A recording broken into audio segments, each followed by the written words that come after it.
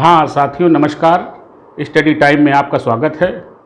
आज हम फिर आपके सामने एक नए अध्याय को लेकर के उपस्थित हुए हैं और अध्याय का नाम है सत्ता के वैकल्पिक केंद्र। मैं आपको अपने पिछले लेक्चर्स में 2 अध्याय मेरे समाप्त हो चुके हैं और तीसरा अध्याय आता है अमेरिका का वर्चस्व। विश्व एक ध्रुवी हो गया, अमेरिका का वर्चस्व कायम हो गया, लेकिन वो आपके सिलेबस में नहीं है, इसलिए तीसरा अध्याय जो है उसको पढ़ाने का कोई अर्थ नहीं है, क्योंकि आपके सिलेबस में नहीं है, पर साल भी नहीं था। और चौथा अध्याय है सत्ता के वैकल्पिक केंद्र। अब जैसा कि आप सुनते चले आ रहे हैं कि शीत युद्ध चला 1945 से लेकर 1990 तक। इसके बाद सोवियत संघ का पतन हो गया। अब सोवियत संघ का पतन हुए 30 वर्ष गुजर चुके और 30 वर्षों में अंतर्राष्ट्रीय राजनीतिक व्यवस्था में क्या कुछ परिवर्तन हुए, वो 30 वर्षों में जो परिवर्तन अंतर्राष्ट्रीय पटल पर सामने आए वो कौन कौन से आए, किस रूप में आए, उसका अध्ययन इस चौथे अध्याय में सत्ता के वैकल्पिक केंद्र में हम लोग करेंगे। अब देखिए बच्चों, सत्ता के वैकल्पिक केंद्र में अभी तक हम ये जानते रहे कि भाई एक ध्रुवीय व्यवस्था हो गई, लेकिन अब इस समय पॉलिटिकल थिंकर का ये मानना है कि एक ध्रुवीय व्यवस्था नहीं है, ये बहुध्रुवीय व्यवस्था हो गई है, क्योंकि सत्ता और शक्ति के कई केंद्र आ गए हैं। एक ध्रुवीय व्यवस्था में केवल एक देश की एक महाशक्ति की दादागिरी चलती है, उसके टक्कर में दूसरा कोई बोलने वाला नहीं है। लेकिन जब उस एक महाशक्ति को चुनौती देने वाले कोई दूसरी महाशक्ति या कोई दूसरा केंद्र आ जाता है, तो फिर अब वो जो उसके निर्देशों को, उसके आदेशों को न माने, उससे न डरे, तो ऐसी सिचुएशन में फिर हम ये नहीं कह सकते कि एक ध्रुवीय व्यवस्था है, किसी एक देश का या किसी एक महाशक्ति की दादागिरी है। तो वही पिछले 30 वर्षों में, जब से शीत युद्ध समाप्त हुआ, तो पिछले 30 वर्षों में हमने देखा कि सत्ता के कुछ नए केंद्र भी उभर करके सामने आए। और वो कौन कौन से केंद्र हैं? वो मुख्य रूप से तीन सत्ता की केंद्र जो है और शक्तियां हमारे सामने पिछले 30 वर्षों से उभर के सामने आई हैं, जिनका हम आकलन अपने इस लेक्चर में करेंगे। और पहली शक्ति जो है वो चीन का एक महाशक्ति के रूप में उदय। अब देखिए, मैं ये बता दूं कि इस चैप्टर में आपको पढ़ना क्या क्या है। तो पहला है चीन एक महाशक्ति के रूप में इसका उदय हुआ, और दूसरा है यूरोपीय संघ, यानी इंग्लिश में कहते हैं यूरोपीय यूनियन, और तीसरा है आसियान संगठन। तो ये जो यूरोपीय यूनियन है और ये जो आसियान संगठन है, ये क्षेत्रीय स्तर के अंतर्राष्ट्रीय संगठन हैं, लेकिन ये जो चीन है ये एक राष्ट्र है, एक देश है, और इसका आज के इस युग में हम देख रहे हैं कि एक महाशक्ति के रूप में इसका उदय हुआ है और बहुत शक्तिशाली ये देश बना है। तो सबसे पहले कि इसके विषय में हम थोड़ा जानकारी ले लें। बच्चों, आप लोगों को थोड़ा एक बात मैं बताना चाहता हूँ, बच्चे भी देख रहे होंगे, बड़े भी देख रहे होंगे, कि कोई महान आदमी होता है या कोई हिस्ट्री शीटर होता है अथवा कोई गैंगस्टर होता है या कोई और बहुत बड़ा कोई व्यक्ति हो सकता है, वो एक महान भी हो सकता है और एक समाज में नकारात्मक किरदार भी हो सकता है। तो अगर वो नकारात्मक किरदार है तो वो पुलिस उसकी भी जन्म कुंडली और कर्म कुंडली पूरी बनाती है, और वो उसने क्या क्या किया, अगर वो कोई गैंगस्टर रहा या कोई हिस्ट्री शीटर रहा या कोई डाकू रहा तो उसने क्या क्या किया और कौन कौन सी कार्रवाइयाँ की, कब जन्म हुआ उसका, कितने उसके ऊपर केस हैं, और इसी तरीके से जो महान आदमी होते हैं, जो महान व्यक्तित्व होते हैं, उनकी भी जन्म कुंडली और कर्म कुंडली का पूरा लेखा जोखा होता है। तो अध्ययन का मतलब ही यही होता है। हम सही मायने में अगर अध्ययन किसी चीज़ का करते हैं तो हमें उसका पूरा जड़ से पूरा ज्ञान हमें होना चाहिए, तभी हमें वास्तविक ज्ञान हम कर पाते हैं और हम उस विषय वस्तु को अच्छे ढंग से समझ पाते हैं। तो चलिए आज देखते हैं कि चाइना एक महाशक्ति के रूप में इसका उदय हुआ तो किन किन कारणों से हुआ। सबसे पहले देखिए कि 1 अक्टूबर 1949, ये बहुत ही इम्पोर्टेंट डेट है। 1 अक्टूबर 1949 को चीन में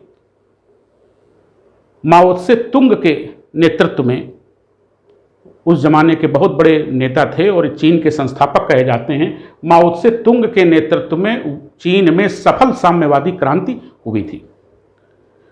1 अक्टूबर 1949 को चीन में सफल साम्यवादी क्रांति माओ त्से तुंग के नेतृत्व में हुई थी और चीनी गणराज्य की इसी तारीख को स्थापना हुई थी।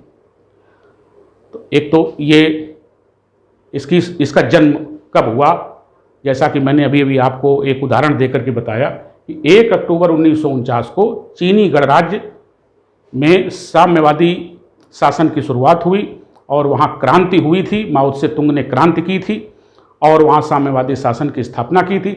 अब एक दूसरी चीज़ मैं ये बताना चाहता हूँ आप लोगों को कि अभी मैंने सोवियत संघ के विषय में आपको पढ़ाया, अब ये आ गया चीन। तो देखिए सोवियत संघ में भी साम्यवादी व्यवस्था थी और चीन में भी साम्यवादी व्यवस्था की स्थापना हुई है, लेकिन दोनों देशों में साम्यवाद को लेकर के अंतर है। सोवियत संघ में जो साम्यवादी प्रणाली थी वो वहाँ की पूरी की पूरी अर्थव्यवस्था, वहाँ पूरे के पूरे चाहे कृषि हो, चाहे उद्योग हो, चाहे बड़ी से बड़ी फैक्ट्रियाँ हों, कंपनियाँ हों, वो सब राज्य के नियंत्रण में थी। वहाँ पूंजीपतियों का कोई रोल नहीं था।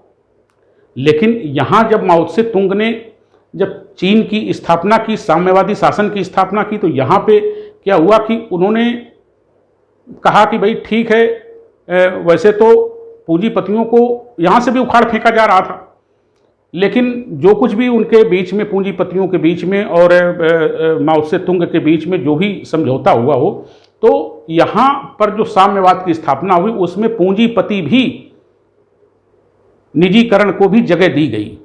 पूंजीपति भी रह सकते हैं, लेकिन शर्त इस बात की है कि वो रहेंगे लेकिन उनका अस्तित्व वो साम्यवादी झंडे के तले होगा, साम्यवाद के अंडर में वो रहेंगे, साम्यवाद के अधीन रहेंगे। ये शर्त हुई और ये अंतर है। यहाँ पर पूंजीवाद, यहाँ का साम्यवाद ऐसा है कि यहाँ पर जो है वो प्राइवेट सेक्टर को भी यहाँ पर स्थान है, लेकिन वो चलेंगे उसी हिसाब से जिस हिसाब से साम्यवादी शासन उनको चलाएगा। सोवियत संघ में पूर्ण रूप से जो अर्थव्यवस्था थी वो राज्य के नियंत्रण में थी। तो ये एक बहुत बड़ा, बहुत ही इम्पोर्टेंट जो डिफरेंस है वो चीन के साम्यवाद में और सोवियत संघ के साम्यवाद में। तो अब इसके बाद दूसरा जो पॉइंट है वो सोवियत संघ व चीन में साम्यवाद अंतर मैंने स्पष्ट कर दिया। और तीसरा जो पॉइंट है विदेश में खुद विदेश नीति जो इनकी थी, इन्होंने जो बनाई, चीन ने शुरुआती दौर में जो विदेश नीति अपनी बनाई उसमें पूरे संसार से खुद को अलग रखा। यानी चीन किसी भी देश से कोई वैदेशिक संबंध नहीं बनाएगा, वो अलग थलग चीन रहा, उसने किसी भी देश से, किसी भी शक्ति से कोई अपने संबंध नहीं बनाए। तो ये एक इनकी विदेश नीति का एक बहुत ही अहम बिंदु है कि इन्होंने 1972 के पहले तक, यानी 1949 में साम्यवादी चीन की स्थापना हुई और 1972 तक इन्होंने दुनिया में किसी से संबंध नहीं बनाए, ना आर्थिक ना अन्य किसी प्रकार के संबंध, वैदेशिक संबंध, और ये अलग थलग रहे और अपने ही देश में ये आगे बढ़ने का, प्रोग्रेस करने का ये काम करते रहे। अब इसके बाद में 1972 आया। 1972 में चीन ने पहली बार अपनी विदेश नीति में बड़ा चेंजमेंट किया। और ये चेंजमेंट कैसा था कि वो दूसरी दुनिया में भी आना चाहते थे, क्योंकि उन्हें कुछ टेक्नोलॉजी को लेकर के और कुछ वस्तुओं के निर्माण को लेकर के कुछ समस्याएं आ रही थीं, तो उन्होंने पहली बार चीन ने 1949 से लेकर के 1972 तक तो उन्होंने अपने आप को अलग थलग ही रखा, और 1972 में उन्होंने अपने विदेश नीति में परिवर्तन करके और अमेरिका से वैदेशिक संबंध अपने स्थापित किए। अब जब अमेरिका से वैदेशिक संबंध स्थापित किए तो अमेरिका से कुछ इनको मदद भी मिली, और इसके बाद एक राजनीतिक पटल पर ये 25 अक्टूबर 1971 को इनको अंतर्राष्ट्रीय पटल पर इनको बहुत बड़ी सफलता मिली, यानी बहुत बड़ी सफलता मिली। जो पूरी दुनिया का पुलिसमैन कहा जाता है, संयुक्त राष्ट्र संघ के सबसे चोटी पर, जिसमें केवल दुनिया के 5 देश हैं, और ये 5 देश कौन कौन से हैं? ये अमेरिका, ब्रिटेन और फ्रांस, रूस और ये 5वां चीन। तो 25 अक्टूबर 1971 को चीन को सुरक्षा परिषद में स्थायी सदस्यता प्राप्त हो गई। सुरक्षा परिषद में स्थायी सदस्यता प्राप्त हो गई। पूरी दुनिया में किसी भी प्रकार का कोई भी विवाद है, लड़ाई झगड़े का, इन सुरक्षा परिषद के इन 5 देशों को, मतलब अगर 5 की सहमति है तो वो जो सहमति एक मुश्त बनेगी उसी पर कार्रवाई होगी। अगर 5 में से एक भी देश अगर उससे सहमत नहीं है तो फिर वो कार्रवाई नहीं होगी। ये सुरक्षा परिषद के 5 ये सदस्य हैं, जिसमें चीन भी शामिल है। तो 1971 में इनको स्थायी सदस्यता प्राप्त हो गई, और ये चीन के लिए एक बहुत बड़ी दुनिया में उपलब्धि थी। दरअसल इस चीज़ को देख करके, इस पॉइंट को देख करके मुझे एक बात याद आ गई बच्चों, कि फ्रांस का तानाशाह नेपोलियन बोनापार्ट हुआ है, जिसने एक विश्व विजेता के रूप में उसको जाना जाता है। जैसे एक प्रकार के तानाशाह हिटलर हुए और मुसोलिनी हुए, जर्मनी के बिस्मार्क हुए, उसी प्रकार से फ्रांस के नेपोलियन बोनापार्ट हुए। तो नेपोलियन बोनापार्ट ने चीन के संबंध में, ये 1949 के काफ़ी पहले की बात है, नेपोलियन बोनापार्ट 19वीं शताब्दी में हुए थे। तो उन्होंने चीन के संबंध में कहा था कि वो पूर्व में एक सोया हुआ राक्षस है, उसे सोने दीजिए, यदि वो जाग गया तो सारा विश्व हिला करके रख देगा। ये नेपोलियन बोनापार्ट के कथन हैं। और देखिए वो बहुत चीनी गणराज्य की स्थापना के बहुत पहले ये बात कह के गए थे कि वो एक बहुत बड़ा राक्षस है जो सो रहा है, उसे सोने दीजिए, यदि उसको जगाया गया और वो जाग गया तो पूरे विश्व को हिला के रख देगा। आज जो सैकड़ों वर्ष पहले बोनापार्ट ने कहा था, आज वो चीज़ यहाँ पर हमें जीती जागती दिखाई दे रही है। चीन एक महाशक्ति के रूप में दुनिया के समक्ष ये उपस्थित हुआ, इसका उदय हुआ, और जो अमेरिका को भी एक तरीके से सीधी टक्कर देने की स्थिति में हमेशा रहता है। तो इनको ये चाइना ने जो चीज़ अब भारत को आज तक नहीं मिल पाई, लेकिन चाइना ने 25 अक्टूबर 1971 को स्थायी सदस्यता सुरक्षा परिषद में प्राप्त कर ली थी, और भारत ने उसका समर्थन भी किया था। तो अब देखिए, ये जैसा कि अभी मेरे लेक्चर में ये चल रहा है कि मतलब चीन एक महाशक्ति के रूप में कैसे उदय हुआ, तो देखिए एक एक पॉइंट आप देखते जा रहे हैं कि कैसे उसके फेवर पे होते चले जा रहे हैं। 1949 में चीनी गणराज्य की स्थापना, वहाँ साम्यवाद की स्थापना। दूसरा है सोवियत संघ को चीन के साम्यवाद में अंतर मैंने स्पष्ट कर दिया। और तीसरा है चीन ने खुद को विदेश नीति में खुद को संसार से अलग रखा और अलग थलग रखा, किसी से मतलब नहीं रखा, और सारा सामान जो भी है वो सब चीन में ही बनेगा, बाहर से कोई संबंध नहीं रखे जाएंगे। और जब इनकी विदेशी, जब भाई बाहर से संबंध नहीं रखोगे तो विदेशी मुद्रा में कमी आएगी, और जब विदेशी मुद्रा में कमी चीन के पास आई तो इन्होंने मतलब टेक्नोलॉजी का विकास और वस्तुओं का निर्माण और उत्पादन अपने ही देश में मतलब जैसे बने तैसे वो करना प्रारंभ कर दिया। और इसके बाद जब देखा कि नहीं मुझे बनाने पड़ेंगे, अति आवश्यक है, तो 1972 में अमेरिका से इन्होंने अपने वैदेशिक संबंध बनाए, अपनी विदेश नीति में परिवर्तन किया। इसके बाद 1973 में देखिए चाओ एल लाई चीनी राष्ट्रपति बने और चाउ एन लाई ने 4 क्षेत्रों पर उनका विकास करने के निमित्त विशेष जोर दिया। ये 4 क्षेत्र कौन से थे, ये बड़ी इंपॉर्टेंट है। एक पहला है कृषि का, एग्रीकल्चर का क्षेत्र, दूसरा है उद्योग, तीसरा है सेना और चौथा है विज्ञान और टेक्नोलॉजी। ये 4 क्षेत्र पर विशेष फोकस उन्होंने किया कि इन्हीं को आगे बढ़ाया जाएगा, इन पे बजट बनेगा, इन पे पैसा लगाया जाएगा और इनका विकास किया जाएगा। और ये चारों क्षेत्र मतलब जो है किसी भी देश की रीढ़ होते हैं और ये चारों क्षेत्रों में बड़ी आशातीत वृद्धि हुई, बड़ा विकास हुआ। खेती में भी बड़ा विकास हुआ और उद्योग जैसा कि माओ जेना जो थे उन्होंने प्राइवेट सेक्टर को भी, निजी जो पूंजीपति उनको भी स्थान दिया था कि आप भी रह सकते हैं, लेकिन साम्यवाद के अंडर में, साम्यवाद के सब कुछ भीतर है, बाहर कुछ भी नहीं।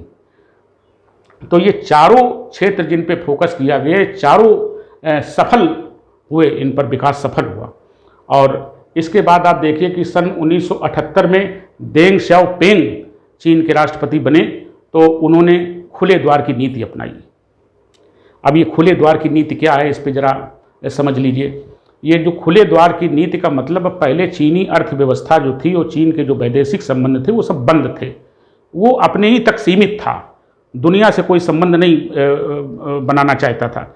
लेकिन 1978 में देंग श्याओपेंग ने अपनी इस वैदेशिक नीति में परिवर्तन करते हुए और उसको मतलब उदार बनाया और खुले द्वार की नीति उसको कहा जाता है कि मतलब बाहर से भी विदेशी कंपनियां जो है वो चीन में आकर के निवेश कर सकती हैं। मल्टीनेशनल कंपनियां जो पूंजीपतियों देश की हैं वो आकर के चीन में निवेश कर सकती हैं, प्लांट लगा सकती हैं। तो ये उसकी खुले द्वार की नीति, ये भी बहुत सफल नीति रही और आज भी वहाँ प्राइवेट सेक्टर बहुत हावी है और लेकिन वो है कम्युनिस्टों के नियंत्रण में ही।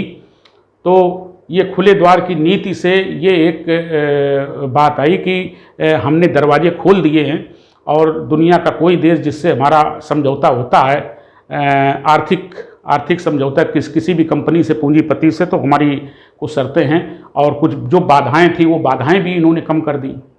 जो बाहर से लोग आके प्लांट लगाएंगे तो बहुत सारी शर्तें होती, कंडीशन होती, तो पूंजीपति आना नहीं चाहता, लेकिन वो शर्तों में भी इन्होंने ढील दी। खुले द्वार की नीति नाम ही उसका खुले द्वार, तो इन्होंने थोड़ा सा उसको उदार बनाया तो विदेशी कंपनियां आकर के इसमें अब उनको कोई बाधा नहीं रही। अब इसके बाद 1982 में खेती का निजीकरण कर दिया, इन्होंने कृषि को निजी हाथों में दे दिया तो उससे बड़ा विकास हुआ। और इसके बाद 1988 में उद्योगों का भी इन्होंने निजीकरण किया। तो इस प्रकार से ये सारी चीज़ें, जो सारे पॉइंट्स हैं, ये चीन को डेवलप करने में उसको, और ये सारे जो निर्णय लिए गए ये सब के सब सफल निर्णय। और आप ये भी, मैं आपको कुछ मोटे मोटे जानकारी दे दूं चीन के विषय में कि जैसा कि आप जानते हैं कि विश्व में चौथा देश क्षेत्रफल की दृष्टि से चीन है। इतना बड़ा क्षेत्रफल है। भारत संसार का दूसरा सबसे बड़ी आबादी वाला देश है, लेकिन यद्यपि चीन पहला आबादी वाला देश है, लेकिन भारत और चीन की आबादी में कोई विशेष डिफरेंस नहीं है।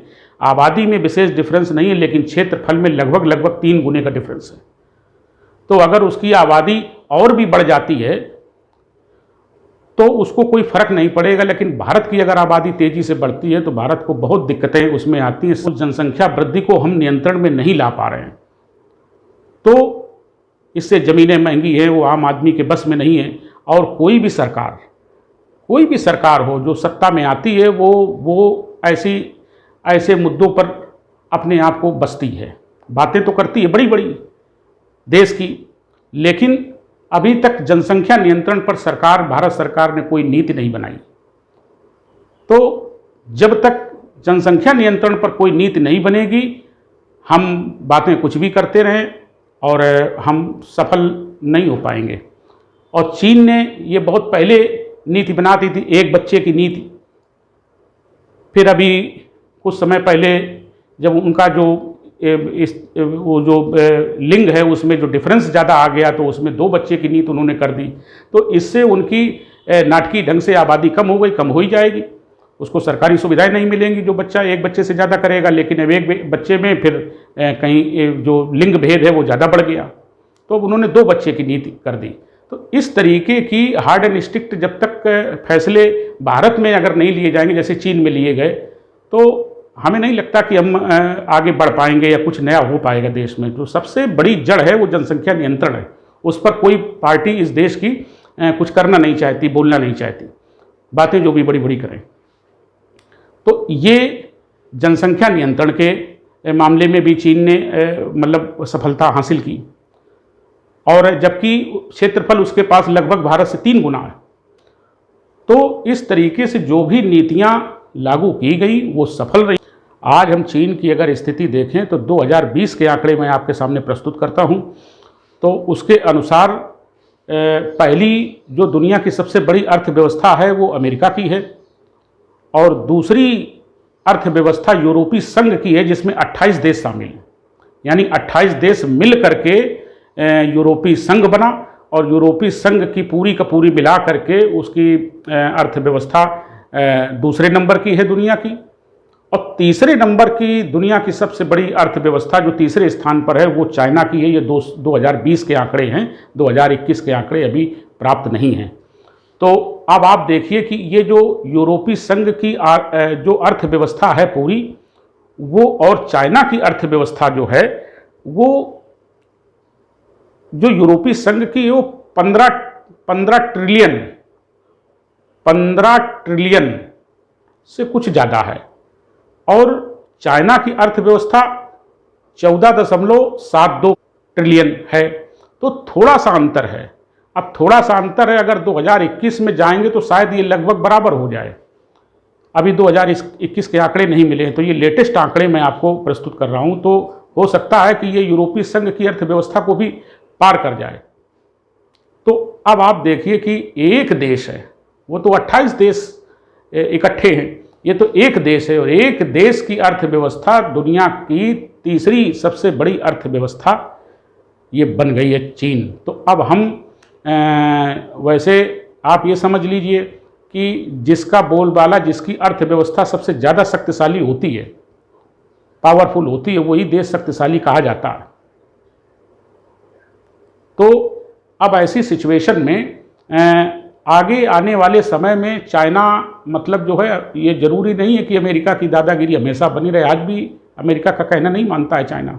तो इसीलिए पॉलिटिकल थिंकर जो है आज के इस युग में वो एक ध्रुवीय व्यवस्था को स्वीकार अब नहीं कर रहे हैं, उसको बहुध्रुवी के रूप में मान रहे हैं, क्योंकि चीन एक महाशक्ति के रूप में उभरा है।